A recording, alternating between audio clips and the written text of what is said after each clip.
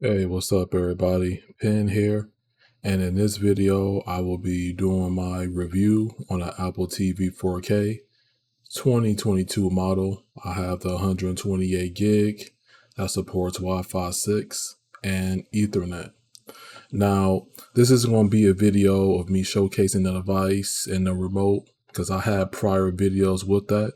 All the information will be linked in the description, along with the technical aspects or the specs of the device for those of you that care. But this will be really, I want this review to be more organic in a sense to where you're getting a sense of my day-to-day process where I'm showing you the video and audio, how I set things up on the device, the day-to-day process. So it's not like, well, to prevent me sounding like a robot, I'm looking at some of my other reviews and things like that when I first started.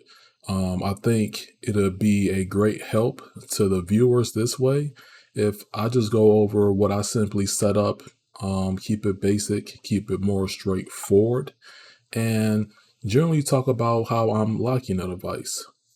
Now, the key here is that I am paid. And being paid, I don't have an issue with. I was paid on Android. And when I'm saying paid, I'm talking about paying for applications lifetime or, paying monthly or things of that nature for certain things regarding the cord cutting and streaming aspect. And the applications that I have on here, none of them are side loaded. Have I heard that you can do the side loading thing with the Apple? Yes. Have I attempted it? No, because there was no reason for me to do it. So that will not be a part of this review. The applications that you will see on the home screen later in the video will literally be my day-to-day workflow and process. Now, for me, it just came down to just doing some basic research. There's an app store that I'm going to be going into in the video. And the thing about it, the app store was the biggest factor into setting myself up. Just using the app store that came with the device. So it was things that I had to pay for and purchase so that I can get a more comfortable experience, more convenience for that matter. As you can see, the top paid is definitely iPlay TV. There's even some TV Max in there, which is basically a carbon clone of TV Mate, just sort of like an Apple designed over it, if that makes sense.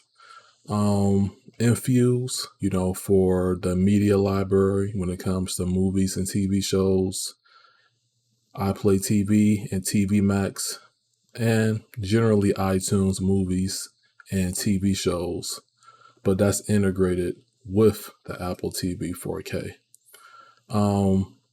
Just here, just showing off some games for those of you that are interested. They got the games in arcade going on with the Apple TV 4K. I wasn't interested in any of that. I have my gaming devices set up, my preferences, how I like to get down. And generally speaking, let's get started with this. So first app that you see there is Infuse. And if you see like a shaky camera, I apologize. I was doing this with one hand. And if you see any overexposure or blooming, just know that I'm capturing this off of a Samsung A52G phone. So it isn't going to be the best of quality, but it's going to get me from point A to point B. Now, with Infuse is one of the applications that I have a pro subscription of. I am paying month to month, and what you're seeing there is movies and TV shows, specifically 4K content. You're going to see multiple items. You may see doubles. There's a reason for that. The way I set up Infuse is generally Infuse is for my 4K content. It plays everything smoothly when it comes to the 4K Dolby Vision or HDR. Reason being is because it does not transcode the audio natively like a Plex or Emby would do. It basically outputs it as LPCM up to 7.1 channels, and everything plays fine. There's no errors, there's no playback issues. I have noticed when it came to the 4K Blu-ray rips in MKV, and when it comes to the Profile 7 and 8 of Dolby Vision, Infuse will output a HDR like on the TV instead of a Dolby Vision, picture mode. Is because it supports Profile 5 of Dolby Vision instead of the profiles that you would typically see on a Blu-ray disc, especially 4K. I'm going to try to link some information as well for that in the description. But when you see how I set up the media servers, I have A and B, similar to what you see in my, live cable applications. A would be the main server, B would be the backup server in this case. And I'm showing how I will normally go about adding my online accounts because I'm cloud-based. So you can use Plex, Emby, Jellyfin, and you can bring that library into Infuse so that you can have everything all in one place. And Infuse is very professional, bold, colorful. It presents itself well as a front end.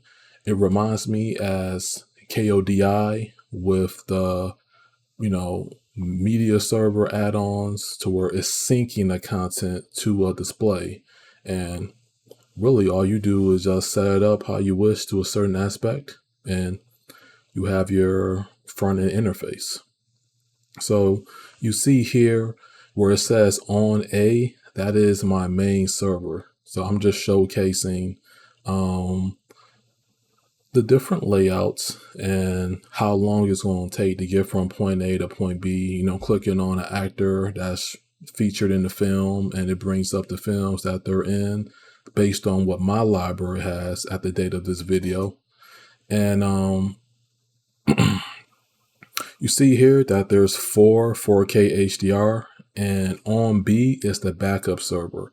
So there's a backup to a backup to a backup in case, something fails.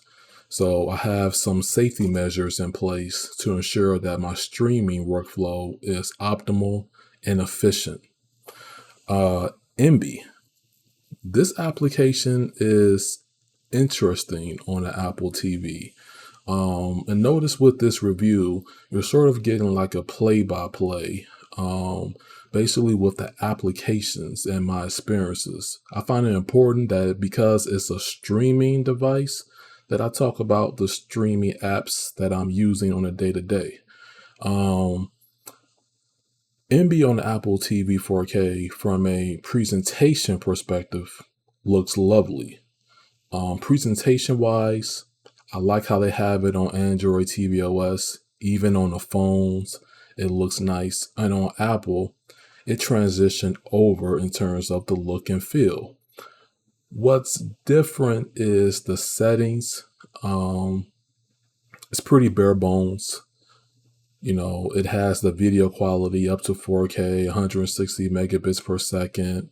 It shows the advanced. One of the things that the application struggles with, and I'm going to showcase it later in the video, is that it does not play back properly HDR content and Dolby Vision. This was one of the things that I was wondering when it came to the Apple TV 4K. When I was looking up research for this through Reddit, even YouTube, there wasn't a lot of content creators that was talking about the Apple TV 4K with Emby specifically. It was always some other app that started with an M. It's not ringing in my head at the moment, or Plex. But Emby, it would sort of be like a ghost town. So, and I kind of know the reason why. It plays back SDR flawlessly, but it does not play back Dolby Vision and HDR, which I'm going to show an example here. and pay attention to the upper right hand corner of my television screen. Look how it has the metadata, 4K Dolby Vision HEVC. That doesn't show up on the TV through Emby natively. That is something that they have to fix. They know about it. It's terrible. The Apple TV has been established. Emby has been out for quite a while. This definitely needs to be fixed ASAP. And they dropped the ball on when it comes to the native application. So why do I have both? I have Infuse for the 4K content only, dealing with HDR and Dolby Vision. And I have Emby for everything else. That's non-HDR and Dolby Vision. Apple Music, I feel that this brings this whole ecosystem and this streaming experience all together. When we're talking about a music streaming application, this has the look, the feel, the essence, the presentation. It fills all the bubbles. Content on content on content on content. I grew up watching anime, listening to hip hop and R&B. So my Apple Music is going to be a reflection of the soundtracks and the original soundtracks from the animes that I grew up watching and listening to, and the artists that I vibe with today, the artists of tomorrow, and some people that I may pick up because Apple simply recommended it to me. This experience, when it comes to the video on demand, Apple Music, and the live TV, when you have that type of combination and you're playing this on a decent or a nice sound setup, it starts to come together. I do like how Apple handled the lossless audio when it came to the music. That spatial audio that they have in Apple Music, the lossless file, the Dolby Atmos, on my Vizio system, it gives me like a green light to indicate, Dolby Atmos, Dolby MAT. And even though the Apple does not have the more sophisticated or some of the audio codecs that you would see typically in the NVIDIA Shield, it does make up for it in other aspects when it comes to things like this. Now, this isn't perfect. Because it's been times where with the Apple TV to where, and I don't know if it was a firmware update on the TV or if it was something with the system, but it would be specific to Apple to where in the past, before the recent updates, the sound would just suddenly cut off. Even with today, the remote will suddenly not work in the sense of me raising a volume or me lowering the volume because Apple, they integrate that seamlessly. I mispronounced that, my fault. But I'm pretty sure y'all know where I was headed with that. And it would just suddenly disappear. So that's sort of like my gripes with it. In terms of TV Max, iPlay TV, you can see some of the channels that I'm watching. Usually I'm on that during work because, just have something in the background playing, things of that nature. What's good and the presentation of this device with the ecosystem and the applications is, I guess you can say, if you're a fan of just uniformity, it would be something to die for in a sense, because the way they present this device with the applications, Apple Music, iTunes Movies, and yes, I got John Wick 4 pre-ordered. Yeah, it's going down. Can't wait for that. We'll be watching that on 4K Blu-ray as well. Being able to pick what content you want to watch, purchase it. There's my library. And it makes for quick chapter selections and good demo content in the sense of where when you want to showcase something, and present it well, this is one of the applications to do it with. Look at Sonic the Hedgehog, and I'm going to show two examples of this actually. And just the presentations. And when you play, it has the automatic chapter selection and the extras and the iTunes extras. And it's like Apple's version of what a disc menu should look like, but their interpretation of it. And I'm going to really show it with the Sonic the Hedgehog 2, because the way this plays, the interactive with the pictures and the colors, and you may not be seeing it fully on this camera, but look at the transitions from the blue to the red to the yellow.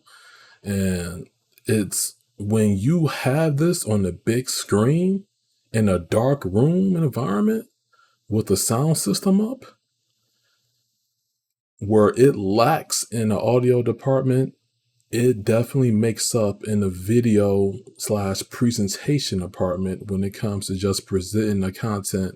And digital streams from iTunes, ladies and gentlemen, they are looking pretty damn good these days. It's not the best, but 4K streams from iTunes, things like Movies Anywhere, places like that. If you're sitting a certain distance away from your television, you're really going to hear a difference in the audio versus the video. That's my opinion. Excuse me. But it's getting closer, to that like quality gap. Obviously, 4K disc has higher bit rates, variable. Things can look clear, more defined in dark scenes, overall more sharpness. But digital is nice. For what it offers, digital is nice. That is my Movies Anywhere, Voodoo, things of that nature. Pros with this is that if you want a simplified setup, if you're more into convenience, if you want to pay, because I believe if you pay, you're going to have an overall better experience. This device will be for you all day, hands down. If you're in the ecosystem, it makes sense to get this device. I understand. Cons, the little quirks with the audio cutting out, the remote suddenly not working with the volume up and down. Don't know what that's about. And there's a fix for it, but I'm going to do like my own video of it at a later date. And generally speaking, just overall, with the audio codecs, it does transcode when it comes to 7.1. But hey, and by now we made it to the end of the video. You should be seeing like a black screen with just me talking, just to wrap this up, things like that. I think overall, it has its cons like any other device that I mentioned, with the audio codecs. And my personal experience, with the audio suddenly cutting out and with the remote stop working with the volume. Those are things that I'm noticing on a day-to-day. You may not have noticed that or have that issue. I just want this video review to be more organic, give you a side-by-side for that matter of what I'm doing, what I'm using the Apple TV 4K for up to the point of this video, and will I recommend this device? I recommend this device as an option because it's clean, it's smooth. Apps, I haven't seen an application crash. The uniformity is nice. The build quality on the device itself is simple, it's a simple design. It's clean. This isn't a offline device. It does not have like a USB 2.0, 3.0 SD card slot. This is a pure 100% streaming device. You have to have your network setup for this. That's where it's going to work the best. Have your own modem and router. Have your services that you have in mind, or the applications that you wish to have to use this device. And overall, being accustomed to the interface. That's going to take no time. I think the interface is one of the best things about this device, to be honest. And generally, if they keep up the good work in terms of what they have and they improve on the things that they know the community wants them to improve upon, this is going to be a monster once it, get certain faculties in order and, get up there, when it comes to some of the other devices that the streamers or consumers may have or own. Overall, I give this device an 8.5 out of 10. Solid. All right. So until next time, peace out. Thank you for watching and goodbye.